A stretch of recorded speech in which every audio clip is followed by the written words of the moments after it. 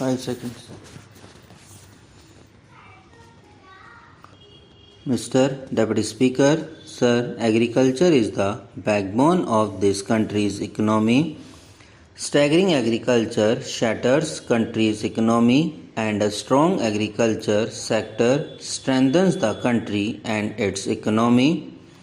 In this respect, not only the present one but even the earlier Ministry of Agriculture has made a remarkable contribution towards strengthening the agricultural sector. I recall the days in 1952-53 when maize, which was the foodstuff of pigs in America, was being exported in India and supplied to the people who stood in long queues to get it. I have seen this with my own eyes. Today we see both the food and agriculture ministers being taken to task even if a little substandard wheat is sold through fair price shops. Along with the farmers, the officials of the agriculture ministry deserve appreciation for the progress made in the field of agriculture. I also congratulate them for the good Rabi crop. As regards the provision of facilities made for the development of agriculture, it leaves no scope for criticism. All these things are ample proof of support of the opposition. By not moving a cut motion, the opposition has also expressed their agreement in this respect. But suggestions should definitely be given because, howsoever wisely we have planned our resources, it is never foolproof. Whatever arrangements you have made are most praiseworthy, still there is need to think in terms of future also. For instance, there has been a marked increase in the country's agriculture yield, so much so that today India is an exporter of food grains, but we must think of ways to increase our per acre yield. The question before us is whether we can increase our per acre yield in proportion to the increase in population. I would like to mention that the Honorable Agriculture Minister has performed the role of an able administrator and a chief minister. Today the country's public looks to him with high hopes. May I know from the Honorable Minister if we are in a position to increase our per acre food grain production? Can we reach the level of Japan, where agricultural production has gone as high as 90% to 95%?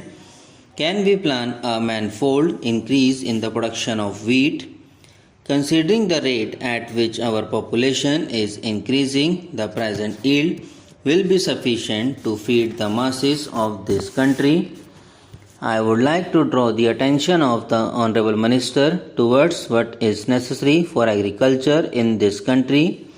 It has been a great misfortune of our country that there has been a drawback in the way land reforms have been enforced in this country. In our country, the size of land holdings has become very small. Every year we see changes in the agricultural implements. Without changing the size of our agricultural implements in relation to the diminishing size of land holdings, we will not be able to make full utilization of our agricultural implements.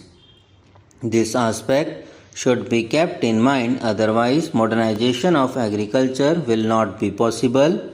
I request the entire House to ask the government to formulate a long-term plan which envisages viable and holdings where we can use sophisticated agricultural implements. It is true that we have invented new agricultural implements, but there are some drawbacks in their applicability.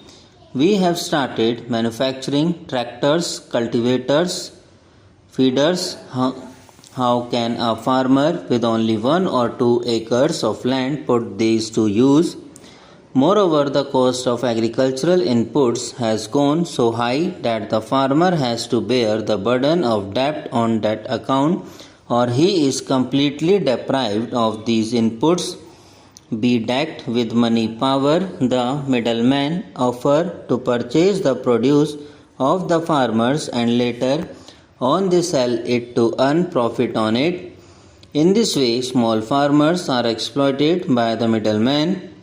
What I want is that the government should formulate a scheme wherein modern agricultural implements are used by a cluster of 5 to 10 villages so that small farmers can make use of them at a lesser cost. The second most important input for agriculture is fertilizer and seeds. The Honorable Minister has done commendable work in this regard.